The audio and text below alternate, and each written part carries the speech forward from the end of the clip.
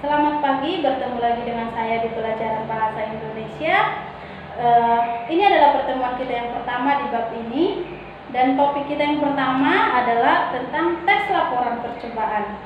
Nah, sebenarnya di kelas 7 kita juga sudah membahas tentang tes laporan, hanya dalam bentuk observasi dan sekarang dalam bentuk percobaan.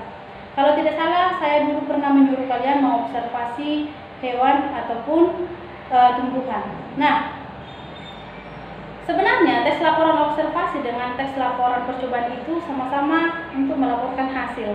Hanya saja di sini kita disuruh mengulang kembali menulis teks laporan dalam bentuk percobaan. Nah, tes laporan percobaan ini sering sekali kalian lakukan ketika kalian melakukan percobaan di bidang studi IPA, misalkan di praktek IPA. Kalian sudah melakukan percobaan dan hasil percobaan kalian inilah yang disebut dengan teks laporan percobaan. Nah, di pertemuan kita yang pertama ini kita akan membahas 3 topik. Yang pertama adalah pengertian teks laporan percobaan, yang kedua adalah ciri-ciri teks laporan percobaan, yang ketiga adalah fungsi teks laporan percobaan. Nah, kita bahas yang pertama. Yang pertama adalah pengertian teks laporan percobaan. Percobaan sering sekali disebut dengan eksperimen.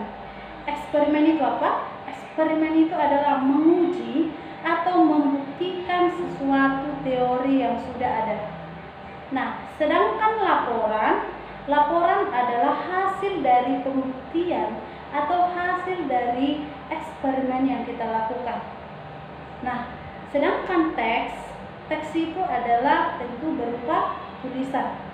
Jadi, teks laporan percobaan adalah teks yang menyampaikan hasil percobaan atau eksperimen melalui teori yang sudah ada dalam bentuk tulisan. Itulah yang disebut dengan teks laporan percobaan. Nah, selanjutnya topik yang kedua adalah ciri-ciri teks laporan percobaan. Ciri-ciri teks laporan percobaan itu yang pertama itu harus bersifat fakta. Dikatakan bersifat fakta berarti yang benar-benar teruji kebenarannya atau yang benar-benar dapat dibuktikan. Itu adalah fakta. Nah, yang kedua katanya ciri-cirinya harus lengkap. Maksudnya adalah informasi yang terdapat di dalam laporan percobaan itu harus informasi yang lengkap. Tidak boleh informasi yang setengah-setengah atau yang informasi yang dikira-kira atau informasi yang diduga-duga. Jadi informasi yang sebenarnya dan lengkap. Sehingga orang yang menerima teks laporan percobaanmu dapat mengambil manfaat dari teks tersebut dan dapat dijadikannya sebagai teks laporan yang dapat membuktikan sesuatu dari yang telah kamu eksperimenkan. Nah, itu adalah harus bersifat lengkap. Nah, yang ketiga itu adalah harus bersifat objektif. Dikatakan objektif harus sesuai dengan apa adanya, harus sesuai dengan keadaan yang sebenarnya. Misalnya begini, ketika kita melakukan percobaan tentu karena didasari adanya hipotesis. Hipotesis itu artinya adanya dugaan. Nah, karena ada dugaan kita bermaksud melakukan percobaan. Misalnya, saya menduga bahwa di saus itu mengandung zat pewarna yang berbahaya bagi tubuh ataupun bagi kesehatan. Jadi saya bermaksud untuk melakukan eksperimen atau melakukan percobaan dengan beberapa merek saus yang berbeda. Setelah dapat hasilnya, ternyata tidak semua saus itu berbahaya. Dan saya harus menuliskan di teks laporan percobaan saya itu apa adanya. Bahwa saus ini yang berbahaya, saus ini yang tidak berbahaya. Itu yang disebut dengan objektif. Harus dengan keadaan yang sebenarnya. Nah, itu adalah 3 ciri-ciri dari tes laporan percobaan. Sekarang kita masuk ke topik yang ketiga, yaitu fungsi teks laporan percobaan. Yang pertama fungsinya katanya sebagai sumber informasi. Nah, dikatakan sebagai sumber informasi begini. Misalnya, kamu ingin mengetahui di antara ketiga jeruk mandarin, jeruk nipis atau jeruk lemon, vitamin C yang lebih tinggi di jeruk mana? Kamu ingin mengetahuinya. Kamu melakukan percobaan. Melalui melakukan percobaan, kamu mengetahui informasi bahwa di antara ketiga jeruk ini, jeruk mana yang mengandung vitamin C yang lebih tinggi. Misalkan di jeruk lemon.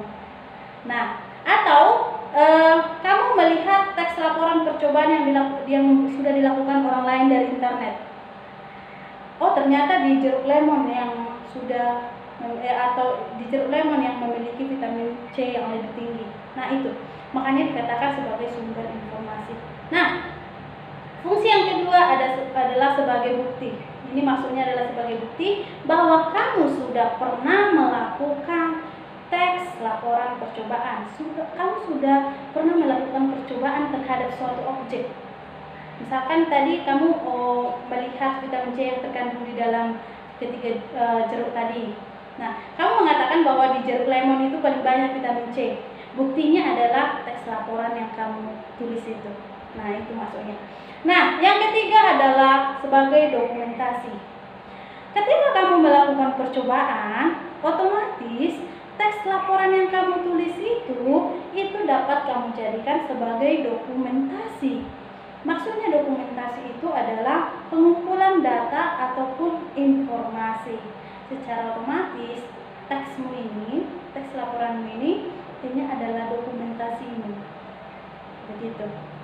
Nah, yang keempat itu adalah pemecahan masalah. Dikatakan pemecahan masalah ini adalah karena ketika kamu penasaran terhadap sesuatu, misalkan terhadap saus tadi, kamu ingin mengetahui apakah benar saus itu mengandung pewarna yang berbahaya bagi kesehatan. Nah, kamu melakukan percobaan atau kamu melakukan eksperimen, kamu jadi mengetahui saus mana yang aman, saus mana yang tidak. Nah, jadi kamu dapat solusi dari permasalahanmu. Itu maksudnya sebagai pemecah masalah. Nah, yang terakhir atau yang kelima adalah sebagai pertanggungjawaban. Misalkan tadi di pelajaran IPA, kamu disuruh mengeksperimenkan sesuatu atau kamu disuruh meneliti sesuatu, mempraktekkan sesuatu. Teks laporanmu inilah yang menjadi pertanggungjawabanmu terhadap guru. Karena tadi teks laporan percobaan ini adalah sebagai hasil.